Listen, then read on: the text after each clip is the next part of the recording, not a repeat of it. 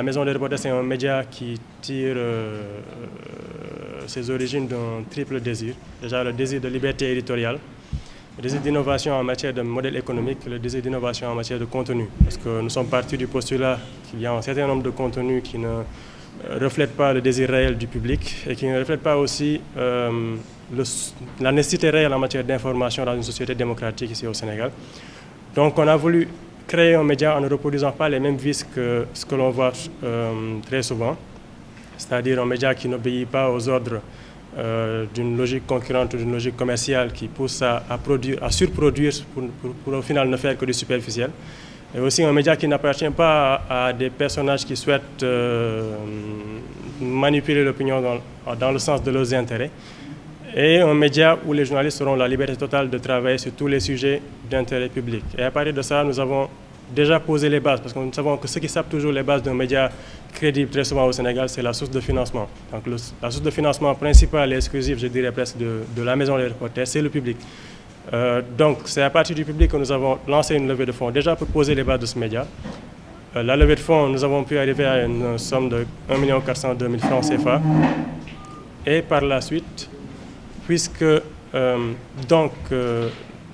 devons nous adapter aussi au marché de l'information et nous voulons aussi gérer l'information non pas comme un bien commercial comme les autres, donc nous voulons nous donner du temps.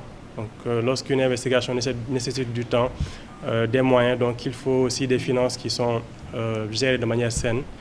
Et pour cette raison, sur la plateforme www.lamaisondesreporters.com, il y aura la possibilité pour le public de parrainer une enquête, c'est-à-dire toute la relation entre public et journaliste, elle se base sur la transparence. Rien n'est occulte parce que même l'origine du financement d'une enquête, le public est au courant car à chaque fois qu'il entre dans le site, à chaque fois qu'il vient pour regarder une information ou quelque chose comme ça, il trouve un projet d'enquête qui a déjà été proposé par un reporter et qui, avant publication, attend financement, avant réalisation, attend financement, et de la part du public. Lorsque ce public-là, lorsque cette personne va vouloir acheter une carte d'abonnement de 5, 10 000 ou 25 000 ou contribuer, parce qu'il y a une limite, un plafond de contribution, il saura qu'il aura contribué à financer cette enquête-là, même s'il n'en connaît pas le sujet. Mais en tout cas, il saura qu'il aura validé un projet d'enquête ou de reportage. Et ces projets d'enquête ou de reportage, ils proviennent d'où?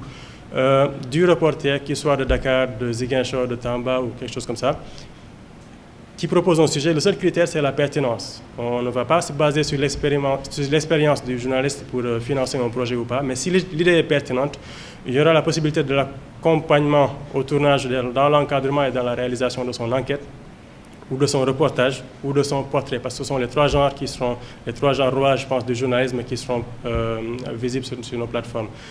Et lorsqu'il aura proposé son sujet, au fur et à mesure que les reporters auront proposé ces sujets-là, ces sujets seront validés et mis dans la liste d'attente. Mais dans la liste d'attente, il y aura des priorités. Par exemple, je peux dire qu'une enquête sera plus priorisée peut-être un reportage, mais tout dépendra aussi de l'intérêt. Et à côté de ça, pour tout projet d'enquête ou de reportage, le journaliste, parce que déjà beaucoup font l'amalgame entre Maison des reporters et Maison des jeunes reporters, il y aura la possibilité pour ce journaliste-là de voir son enquête ou son grand reportage être encadré par un journaliste expérimenté qui a passé pas mal d'années dans les rédactions et qui s'y connaît, donc qui pourra encadrer son travail après validation.